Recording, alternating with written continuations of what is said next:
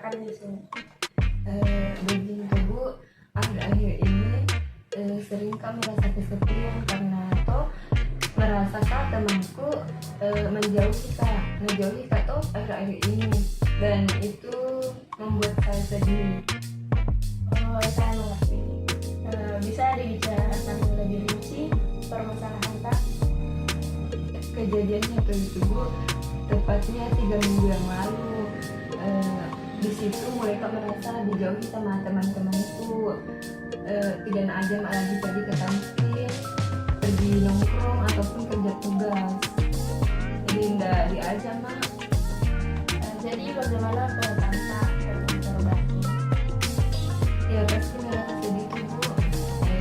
Terluka kakak juga karena kayak temanku sekali ini saya dekat sekali, ketambah baru merasa dijauhi kak, baru ndak tahu apa salahku. Pertama-tama tuh mau tak tahu perasaan tak apakah valid atau tidak. Jadi ayo coba pahami situasinya. Apakah ada gagasan tak tentang mengapa teman-teman tak menjauhi? Sebenarnya tuh nggak yakin kak Bu, nggak merasa nggak ada salahku, atau mungkin dari mereka sendiri yang merasa yang buat kesalahan atau kayak gimana. Menggali kemungkinan tersebut adalah langkah awal yang baik. Apakah mungkin bicara sama teman-teman tak tentang perasaan tak atau bagaimana? Tapi nah, semakin menjauh kita tuh kalau menyampaikan ini perasaanku. Belajar di berbicara secara terbuka, misalnya buka pintu pemahaman dan perbaikan hubungan. Jadi saya dukung kalau mau pilih berbicara secara terbuka sama teman-teman Pak. Iya, terima kasih Bu. Nanti aku coba. Berharap Kak To bisa baik-baik saja dan semuanya bisa jadi lebih baik. Iya, semoga bisa dibaikan teman-teman Pak. Jadi kalau ada cerita Pak bisa datang ke sini dan cerita. Iya Bu.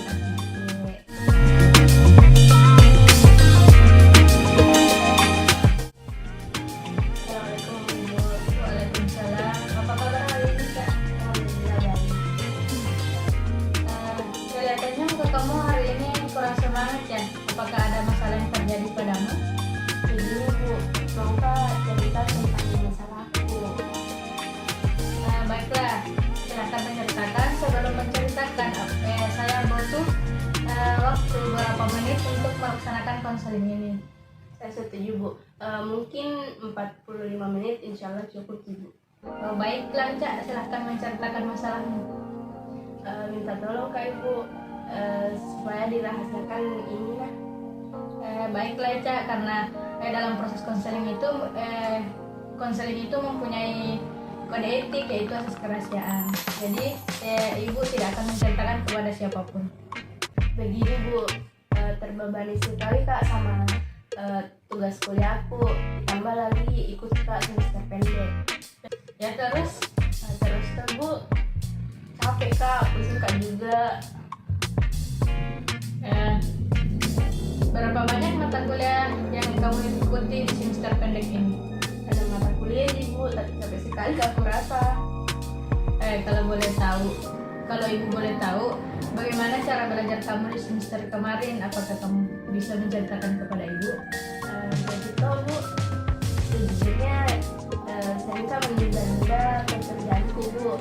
Saya Kak juga pergi nongkrong sama temanku. Jadi intensitas belajar kamu itu menurun karena kamu sering menunda-nunda mengerjakan tugas dan selalu keluyuran bermain bersama teman-teman kamu. Itu benar? Iya, benar. Cak, pernahkah kamu berpikir bahwa dengan sikap kamu itu nilai-nilaimu menjadi turun dan kamu harus mengikuti semester pendek? Iya Bu, mungkin karena itu juga sih, karena sikapku yang sering menunda-nunda Bu, sama sering nongkrong begitu, jadi turun nilaiku Bu.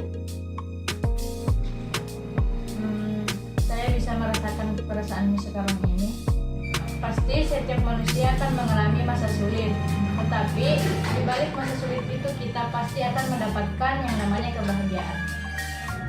Dapat saya simpulkan dalam pembicaraan kita kali ini, sekarang ini kamu sedang berada di posisi yang sulit dan kamu dihadapkan oleh perasaan masa lalu kamu. Yang kedua itu bahwa kamu sanggup menghadapi keadaan ini, dan kamu memilih mundur untuk tidak meneruskan kuliah, sementara kamu sendiri memiliki impian untuk membahagiakan kedua orang tua kamu. Iya Bu, tapi bingung Kak Bu, bagaimana caranya? Apa yang membuatmu bingung? Bisakah kamu menceritakan kepada ibu apa yang sering membuatmu bingung sehingga kamu ingin memutuskan untuk berhenti kuliah? Apa yang membuatmu bingung? Bisakah kamu menceritakan kepada ibu apa itu yang membuatmu bingung sehingga kamu ingin berhenti di perkuliahan ini? Begini Bu, sebenarnya Bu merasa kecewa Kak, dan mau Kak bertanggung jawab atas kekecewaan-ku. Merasa Kak nilai-ku semakin rendah dan harus Kak bertanggung jawab atas nilai yang rendah itu. Merasa Kak juga Bu intensitas belajarku semakin rendah ya Bu, dan harus Kak juga bertanggung jawab atas hal itu. Apakah hanya itu saja yang membuatmu bingung? Iya Bu, hanya itu. Mungkin kedepannya mau kan proteksi diri Bu terhadap permasalahan itu, dan sadar mengaku bahwa penurunan nilai-nilaiku dan keikutsertaanku pada kuliah semester pendek disebabkan karena suka Kak menunda-nunda pekerjaan Bu dan membuang-buang waktu. Mulai sekarang Bu, harus Kak bisa membagi waktu antara belajar dan bermain Bu. Saya juga harus menghilangkan kebiasaan yang suka menunda-nunda pekerjaanku Bu. Baiklah, itu merupakan solusi yang sangat baik bagi diri kamu. Dan fokuslah dengan apa yang ada pada saat ini. Jangan berlarut-larut menyesali semua perbuatan kamu itu. Baiklah Bu. Baiklah, kalau seperti itu konseling hari ini Bu akhiri. Jika masih ada yang ingin diceritakan, jangan sungkan untuk kembali ke ruangan ibu. Iya, terima kasih Bu. Merasa lega Mama juga sudah cerita Bu. Tapi Bu, Assalamualaikum.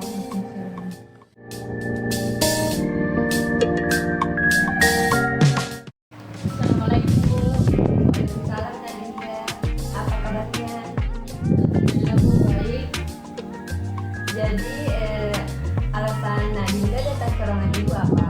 Ada yang bisa ibu bantu? Begini Bu, minggu lalu mengatakan bahwa saya ingin pindah rumah ke luar kota, dan itu juga saya harus pindah sekolah Bu. Di mana saya mempunyai rasa takut untuk pindah sekolah karena saya merasa takut tidak bisa beradaptasi dengan lingkungan sekolah yang baru. Saya juga takut akan saya tidak merasa nyaman di sekolah itu. Apa Nadinda sudah mengatakan hal ini kepada kedua orang tuanya? Sudah Bu, tapi mereka bilang keadaannya mendesak. Orang tua saya harus melalui semua ini Bu, bekerja di sana dalam waktu dekat ini. Apa yang Nadinda inginkan ketika sudah berada di lingkungan baru? Saya ingin diterima oleh teman saya di sekolah baru itu, dan guru-gurunya baik pula. Saya takutkan teman-teman saya tidak menerima saya, dan guru-gurunya juga takutnya saya tidak cocok dengan gurunya. Waktu pertama kali Nadinda tidak langsung akrab kan dengan teman-temannya, tapi pada akhirnya Nadinda bisa beradaptasi dengan baik. Bagaimana Nadinda bisa menyesuaikan diri dengan lingkungannya? Begini Bu, dulu itu saya memberanikan diri untuk memperkenalkan diri kepada teman-teman. Selain itu saya juga banyak mengikuti kegiatan ekstrakurikuler untuk menambah pertemanan. Nah, kalau begitu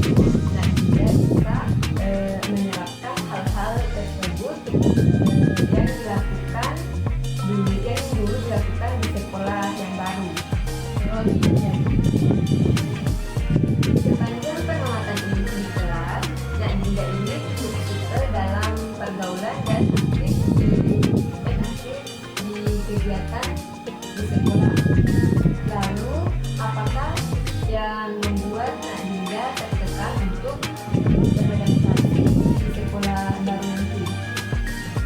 Soalnya Bu, ini sekolah baru. Saya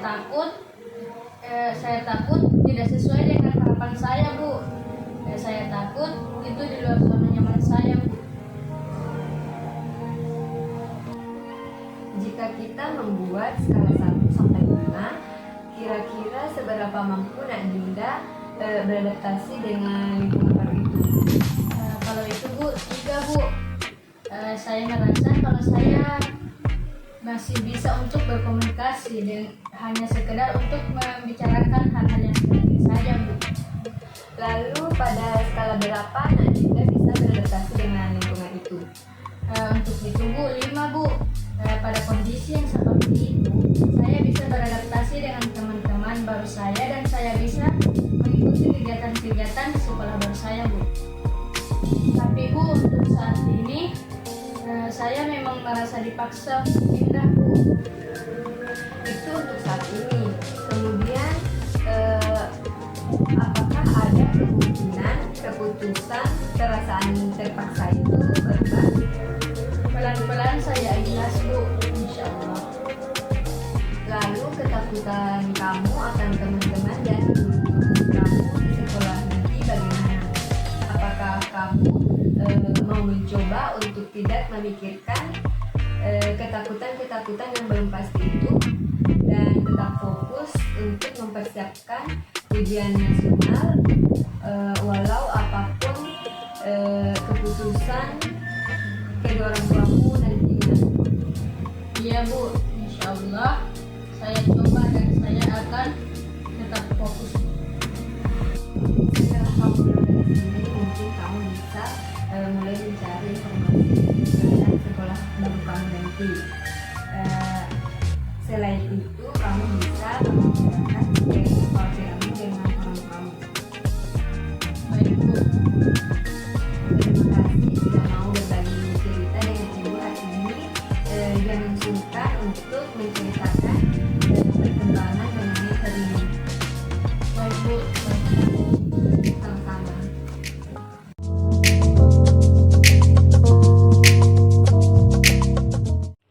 Dalam proses konseling yang dilakukan oleh Saudari Khairunisa dan dia sebagai konselor, dapat saya amati dia sudah sesuai dengan merespon isi yang dinyatakan oleh konseli, di mana Saudari Khairunisa merespon konseli berdasarkan urutan kepentingan secara kronologis. Dia juga sudah merespon pernyataan konseli berdasarkan sebab akibat dan memfasilitasi konseli untuk mengeksplorasi isi pembicaraan.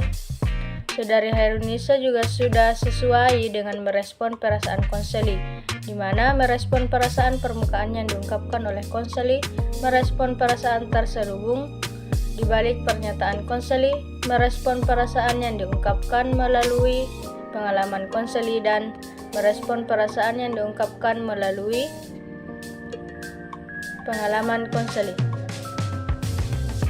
Yang terakhir, Saudari Khairunisa juga sudah sesuai merespon makna yang dinyatakan oleh konseli, di mana Saudari Khairunisa memberikan respon terhadap pikiran yang diungkapkan oleh konseli, memberikan respon terhadap argumentasi yang logis yang dikemukakan oleh konseli, dan memberikan respon terhadap argumentasi tidak logis yang dikemukakan oleh konseli. Mungkin itu yang dapat saya amati. Saya ucapkan terima kasih.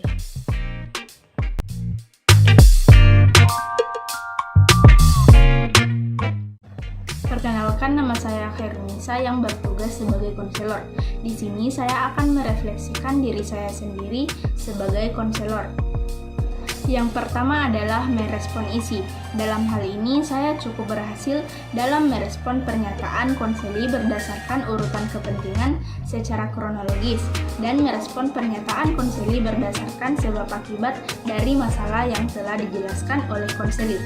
Nah, untuk memfasilitasi konseli dalam mengeksplorasi isi pembicaraan, saya kurang dapat untuk melakukan hal tersebut. Yang kedua adalah merespon perasaan. Dalam hal ini, saya sudah cukup berhasil untuk merespon perasaan permukaan yang telah diungkapkan oleh konseling dan sudah cukup bisa merespon perasaan-perasaan yang terselubung di balik pernyataan yang sudah dikemukakan oleh konseling. Saya juga dapat merespon dan cukup mengerti mengenai perasaan yang telah diungkapkan konseling melalui pengalamannya, serta saya juga cukup bisa untuk merespon perasaan yang telah diungkapkan melalui pikiran konseling. Yang ketiga adalah merespon makna. Dalam hal ini, saya sudah cukup berhasil untuk merespon terhadap pikiran-pikiran yang diungkapkan oleh konseling. Saya juga sudah cukup bisa memberikan respon terhadap argumentasi yang logis yang telah dikemukakan konseling, serta sudah berhasil dan cukup mampu dalam memberikan respon terhadap argumentasi yang tidak logis yang dikemukakan oleh konseling.